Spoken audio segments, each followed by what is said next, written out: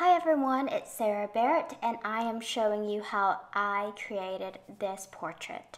So I took this with my Canon 5D Mark III camera with the 50mm 1.8 lens, and I'm super excited to show you this. I've really been getting into photography here lately. I've studied it for years, but I'm just really getting into it more on the fun side than the actual profitability side. So today you're going to learn how I created this portrait from this to this. So let's go ahead and get started. So I'm going to go ahead and reset everything. And right now we have the before image where it's not cropped or anything, and I want to crop it. This actually turned out to be very kind of awkward for me, and I want to make it a little more pleasing to the eye. Just to start off, I am working on my iMac using Lightroom Classic. So this is one of the Adobe Creative Cloud applications that I use a lot, whether it's from stationery photography, product photography, portraits, landscapes, whatever it may be. So I'm going to press R on my keypad. There we go. And I'm going to change the aspect ratio to 4:5 because that's pretty much the standard for Instagram, which is where I like to put all of my images. So let's go ahead and do that. I'm going to make it to where her eye is actually at this point of the rule of thirds. So if you're not familiar with the rule of thirds, it's pretty much I have these guidelines that comes with pretty much anything when you're transforming an object, whether it's in Photoshop or Lightroom. So I'm putting it right here at this point. This is kind of where, these points are kind of where your eye naturally meets if it's not directly in the center. So we're going to do that. Press enter, and I'm using all of my keys with an Apple keypad. So some of these may be a little bit different. I believe Control is actually for Windows operating systems, but Command is for Apple. So let's get on with the next stuff. Another thing I like to do is actually just brighten everything up. This is pretty much your basic Lightroom tutorial. So we're going to tone down the highlights just a little bit, raise the shadows, and already you can tell like a major difference. And I actually like to staircase these just the littlest bit. So I'm going to create my points, and this is my tone curve. So I'm going to go ahead and crush my blacks, which is how you kind of raise your blacks. So as you can see here, the blacks, and only the blacks, are getting this faded look, which I really enjoy. And then I'm going to crush my whites, which is over here. You can tell that there's not really much whites, but it's kind of one of these things where it's just a habit for me to do. So now we're going to adjust everything else and make it nice and pretty. And just kind of play around with this. Everything in the middle is your mid-tones, everything to the right is your highlights, and the things to your left are your shadows. So that can really give you what you need for when you are creating your portraits and editing, anything like that. So I'm going to continue to play around with this. I don't want it to be too dark, but I also don't want it to be too light either. Okay, I really like this kind of dramatic effect. So yes, I like that. Maybe just a little smidge. Okay, and see, I didn't even touch the exposure at all. But if I wanted to, I can just expose it just the slightest, and you can see the major difference already. This is the after, and this is the before. So you can see that the before is really flat. It doesn't have much dimension in it, but with our after, you can really see a nice cinematic effect. Because we shot in front and actually within this gorgeous tree, this was at a cherry blossom festival in town. There's a lot of purple and magenta, so I'm actually going to tone it down just a little bit. So using the tint and hovering over it, you may see that this kind of highlights just a little bit. So what I'm going to do is go over it, and I'm going to press down until I like what I have. So that's 5. I might do like 3, -3. Okay, I like that. And then I'm going to play around with the temp as well. So that's a little too on the yellow side. I'm going to go down. So I pressed I on the keyboard twice to get the info. So you can see my really long name. And then this was 1/8,000th of a second at f-stop 1.8. The ISO was 200, and it was on my 50mm lens with the f-stop 1.8. So I believe we shot this at about 3 o'clock.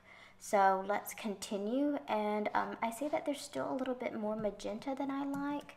So, and then that's too, okay, I'm just going back. I'd rather have it more magenta than green. I don't want her to look like the Hulk.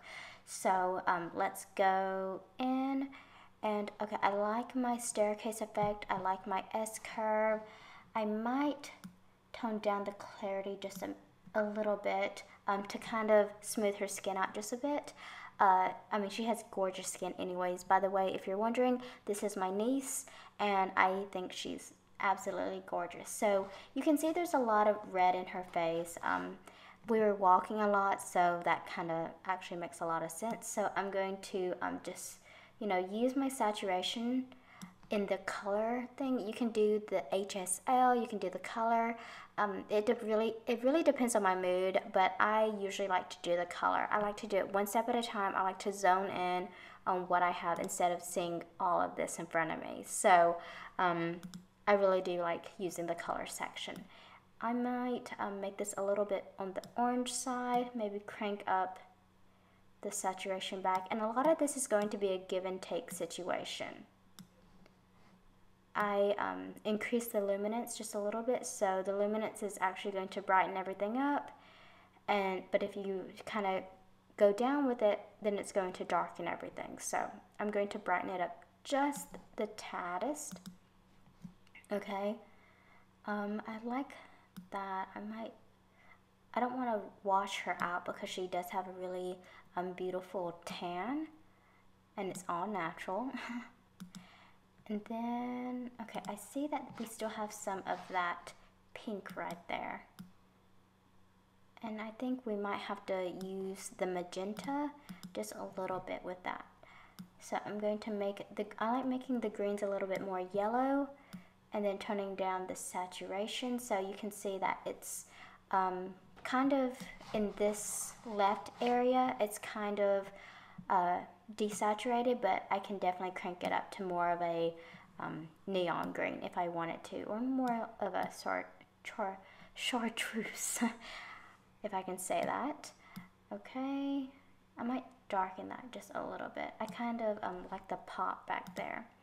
Okay, not really much here, so I'm just going to leave that alone. She has some blue in her bow, so I might, yeah, I toned that just the tiniest bit. Okay, so I know this is a beautiful purple bloom, but I don't want it to be too overpowering. I really want her to be the subject, and so we're just going to fix it just a little bit. Brighten everything up. So now we're onto the magenta, and then I'm going to tone it down just a little bit. So you can see on her face, it does it just like the slightest, but that's really all I need. Okay, so yeah, I like that better. Okay, awesome. So you can, of course, go back and kind of work everything. So what we just did with the tone curve, that's the before, after, the color HSL sliders, after, before. So you can see that we really kind of toned down everything to bring out the subject instead of the actual colors. So I like doing that. Some people may not. It just really depends on you and what style you're going with. So I'm going to flip over here and make sure that I did everything how I wanted to. I think I might make her just a little brighter. Okay, so this is going to be 215. And we're going to do this 4, 37, and this is going to be 7.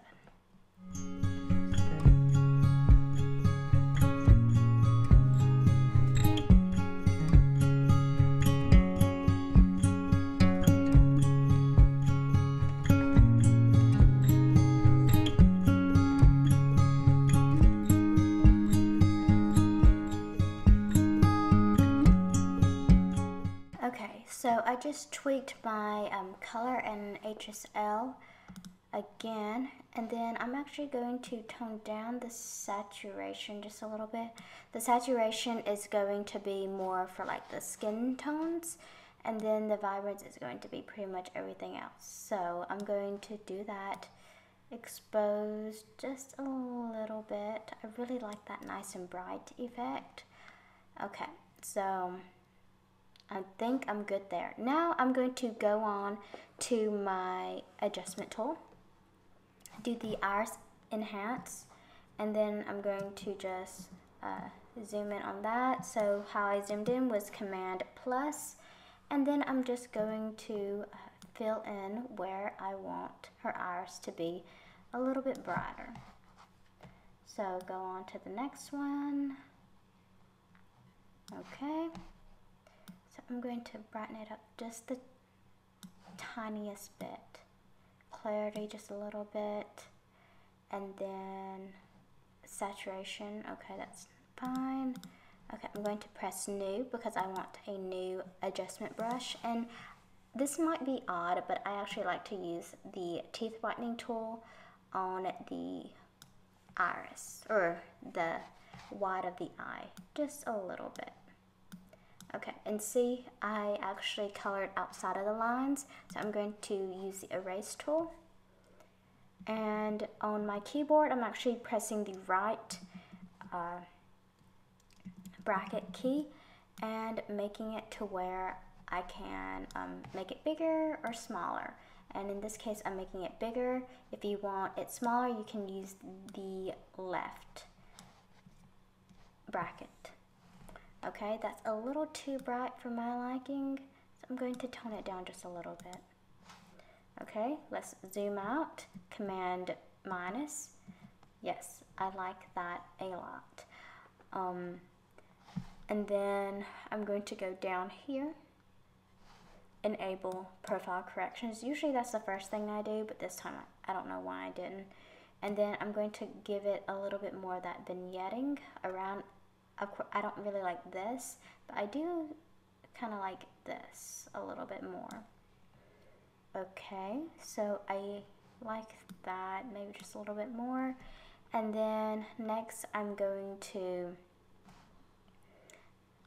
let's see, let's not do the grain today, but I definitely want to sharpen it just a little bit and do this kind of staircase effect. I really like that. I think we are finished with this part.